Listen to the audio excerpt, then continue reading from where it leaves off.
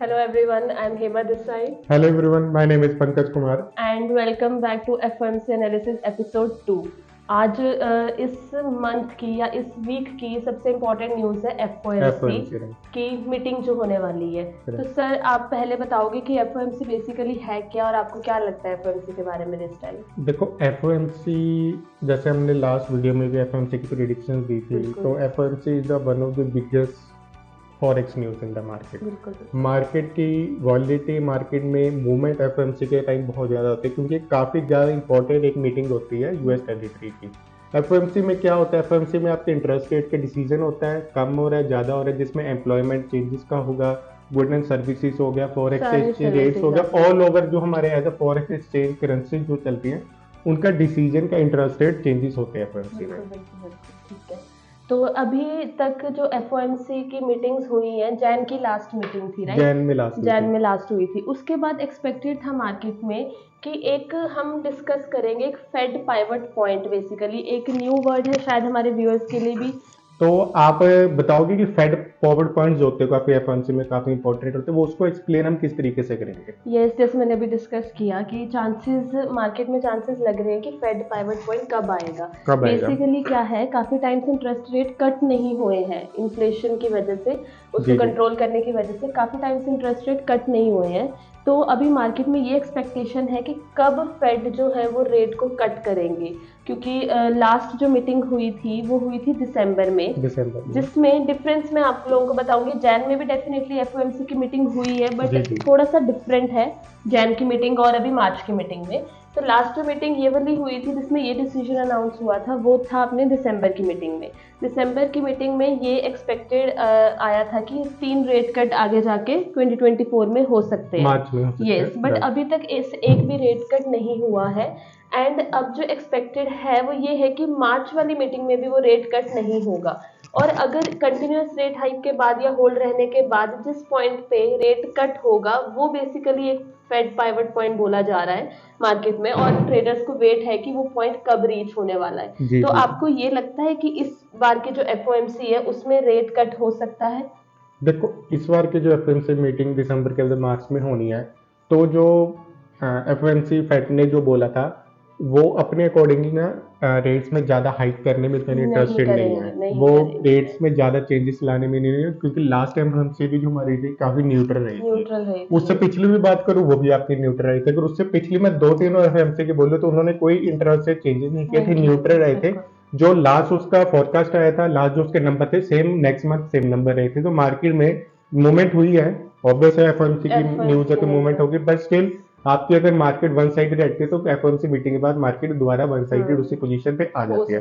तो ये रीजन होता है अगर मार्केट में नंबर ज्यादा चेंजेस नहीं होते, जो इस बार भी वो बोल रहे कि नंबर ऑफ चेंजेस ज्यादा नहीं हो सकते, तो मार्केट की मूवमेंट लास्ट FOMC के अकॉर्डिंग इस FOMC में भी सेम हो सकती है, क्योंकि अब वही जैसे सर बोल रहे हैं कि रेट होल्ड रह सकते हैं। यस, इस बार की एक्सपेक्टेशन यही है कि रेट जो है वो होल्ड रह सकते हैं, बट हमारे पास जैसे अभी बताया कि फेड पाइवट पॉइंट रीच होने के जो चांसेस है वो ज़्यादा है। एंड अभी के लिए जो एक्सपेक्टेड है मार्केट एक्सपेक्टेशन वो ये है कि जून वाली मीटिंग में शायद रेट कट हो जाए।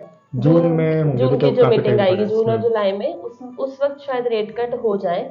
यस, उससे पहले हम थोड़ा सा डेटा भी डिस्कस करते हैं। लास्ट का जो CPI डेटा आया है, इन्फ्लेशन डेटा आया है या NFP डेटा आया है, और हमारा जो भी डेटा अभी तक प्रीवियसली आए हैं जिससे हमें इन्फ्लेशन के बारे में पता चल रहा है, वो सब डेटा सिग्निफाई कर रहे हैं कि US की इकोनॉमी अच्छी चल रही है अभी, और उनको रेट कट की जरूरत नहीं है। फेड को रेट कट की जरूरत नहीं है, डेटा से हमें यही सिग्निफाई हो रहा है अभी तक भी। तो आई थिंक ये अभी वन साइडेड मूवमेंट लग रही है आपको कि US डॉलर स्ट्रॉन्ग ही रहने वाला है। वन साइडेड मूवमेंट किस वजह से लग रही है? फॉरेक्स का लास्ट वीडियो में बोला कि फंडामेंटल रूल होता है आपका, फॉरेक्स की जो मूवमेंट होती है ना क्वार्टर वाइज होती है। क्वार्टर वाइज क्या होता है? First 3 months, then again 3 months, then again 3 months, then again. Means की जनवरी से लेकर मार्च तक आपके फर्स्ट 3 मंथ्स हुए, तो फर्स्ट 3 मंथ्स जब भी न्यूज आती है तो उसकी प्रिडिक्शन से एक तरीके से काफी 90% तक सेम रहती है। पिछली न्यूज आप FOMC चेक करेंगे, आप चाहे CPI निकाल के ले लीजिए या पिछली अपनी NFP निकाल के ले लीजिए, तीनों में आपकी प्रेडिक्शन सेम आई थी, तीनों टाइम आपकी न्यूज पॉजिटिव ही आई थी। मतलब आप आई थिंक जून की तरफ रेट कट की तरफ तो वही चीज है, अगर आपका क्वार्टर तीनों में इस टाइम जो सेम रहा था तो नेक्स्ट क्वार्टर चेंजेस कब हो गए? जून में, जो हमने अभी 1 मिनट पहले आपको बोला कि जून में रेट कट के चांसेस हो सकते हैं। ठीक है। तो अकॉर्डिंग टू जो अभी चल रहा है मार्केट में सिनेरियोज, उसके अकॉर्डिंग यूएस डॉलर के लिए आप कुछ पॉइंट्स बता सकते हो कि अगर हमारा यूएस डॉलर स्ट्रांग होता है तो डॉलर इंडेक्स किस पॉइंट की तरफ सिग्निफाई कर सकता है? एफएमसी जब रिलीज होती है सबसे ज्यादा इफेक्ट करती है यूएसडी को, यूएस डॉलर, क्योंकि यूएस डॉलर की न्यूज होती है। एफएमसी वर्ल्ड में जितनी भी न्यूज है, डॉलर एक तरीके से किंग ऑफ द वर्ल्ड है, तो ऑब्वियस उसके अकॉर्डिंग उसको बाकी सभी पेयर्स में भी मूवमेंट होती है, लेकिन आप कभी भी नोट करेंगे डॉलर हो गया, गोल्ड हो गया, इनमें काफी ज्यादा मूवमेंट होती है। तो स्टिल जैसे हमने लास्ट हर वीडियो में डिस्कस किया था, गोल्ड को लेकर, यूरो को लेकर, जेपीवाई को लेकर ही हमारे 3 पेयर्स होते थे मेजर, तो जिसके हम प्रिडिक्शन देते हैं। तो अगर मैं नंबर 1 पे आई थिंक गोल्ड के बारे में डिस्कस कर लेते हैं सबसे पहले, क्योंकि ट्रेडर सबसे ज्यादा गोल्ड के ऊपर ही ट्रेड करना चाहते हैं। तो गोल्ड की जो अभी करंट मूवमेंट चल रही है और उसकी जो सपोर्ट रेजिस्टेंस लेवल है, वो आपको स्क्रीन के ऊपर दिखा दूंगा मैं नीचे। जैसे आप नीचे सपोर्ट रेजिस्टेंस देख सकते हैं, तो उसके अकॉर्डिंगली आप अपने अकाउंट में ट्रेड ले सकते हैं। बिल्कुल सपोर्ट रेजिस्टेंस लेवल इंपॉर्टेंट है। सपोर्ट रेजिस्टेंस लेवल होते हैं, प्लस जो हमने थोड़ा बहुत आइडिया निकाला है, प्रेडिक्शन निकाला, उसके अकॉर्डिंगली मेरे ख्याल से हाईएस्ट पीक लोएस्ट पीक इस पॉइंट्स के अकॉर्डिंग हो सकती है। हो सकता है। एक मेजर पॉइंट जो गोल्ड का रह सकता है, अगर आप डाउनवर्ड मूवमेंट पे जाओ तो कौन सा आप बता सकते हो कि अगर आपको लगता है कि डाउन जाता है गोल्ड, तो गोल्ड के ऊपर, गोल्ड पर 2145 के can be the key point for the gold. Okay, बाकी आपको जो भी की पॉइंट्स है यूएस डॉलर के, गोल्ड के, यूरो यूएसडी के एंड जीबीपी यूएसडी के, हम लोग स्क्रीन पे शो कर देंगे। आप उसको बिल्कुल नोट में रखना ताकि आप लोग उस अकॉर्डिंग अपनी ट्रेड्स प्लेस कर सको। एंड एक इम्पॉर्टेंट चीज, आप शायद कुछ भूल रहे हो, काफी टाइम से हमने यूएसडी जेपीवाई को अभी तक डिस्कस नहीं किया हुआ है और हमारी न्यूज इनकम्प्लीट है यूएसडी जेपीवाई के अलावा। ये सो जेपीवाई के बारे में ना अभी मैं आपको एक इम्पॉर्टेंट और बहुत इंटरेस्टिंग चीज बताने वाली हूँ। बैंक ऑफ जापान, हमने लास्ट टाइम डिस्कस किया था कि कोई एक्टिविटी नहीं करता है लाइक अपनी करेंसी को अप एंड डाउन करने के लिए, बट ज्यादा नहीं करते, कम करते हैं। बट दिस टाइम अभी बीओजे की जो मीटिंग थी उसमें इंटरेस्ट रेट का जो negative era of interest rate basically BOJ का था वो खत्म हुआ है एंड उन्होंने अपना -0.10 से 0% तक अपना रेट जो है वो इंक्रीज किया है, न्यूट्रल कर दिया, जीरो पे कर दिया। बट वो चीज थोड़ी कॉमन थी, लाइक 2007 के बाद फर्स्ट टाइम ये रेट इंक्रीज हुआ है।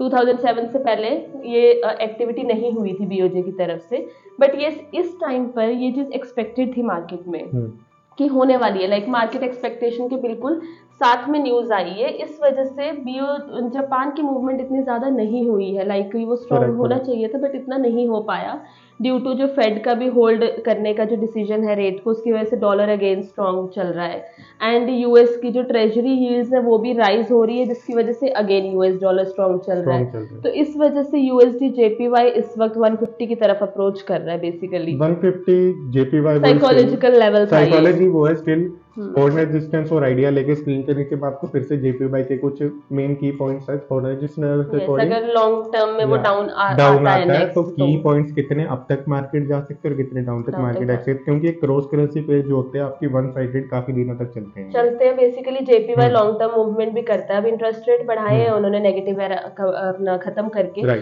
तो हो सकता है कि जेपीवाई स्ट्रॉन्ग होने की वजह से यूएसडी जेपीवाई आपका 147 या 147 अराउंड, ज्यादा डाउन भी एकदम से मुश्किल है, 148.7 के अराउंड डाउन तक जा सकता है लॉन्ग टर्म के लिए, नॉट इंस्टेंट कि आप बोलो कि बहुत जल्दी से डाउन आ जाएगा, लॉन्ग टर्म के लिए हो सकता है ये।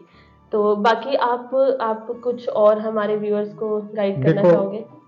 4 पर्टिकुलर पेयर्स जितनी मैंने स्टडी करी थी लिया, मैं आपको इसका ये नहीं बताऊंगा कि की पॉइंट्स किसके अकॉर्डिंग लगते हैं, लेकिन ये काफ़ी 100% तो नहीं कह सकता, काफ़ी परसेंटेज इसकी प्रेडिक्शन ये हो सकती है। US30 आप एक तरीके से सेल में बैठ सकते हैं, राइट।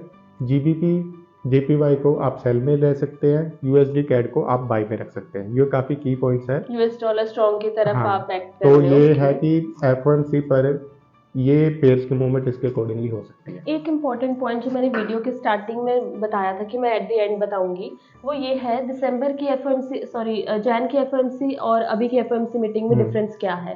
बेसिकली जैन की एफओएमसी में आपके इंटरेस्ट रेट अनाउंस हुए थे, प्रेस कॉन्फ्रेंस हुई थी। जो दिस टाइम एफओएमसी है वो इकोनॉमिक प्रोजेक्शन अनाउंस होने की है। एफओएमसी की इकोनॉमिक प्रोजेक्शंस क्या होती है कि एफओएमसी के जो मेंबर्स हैं वो डिस्कस करते हैं कि आगे आने वाले टाइम में हम क्या मूवमेंट ले सकते हैं।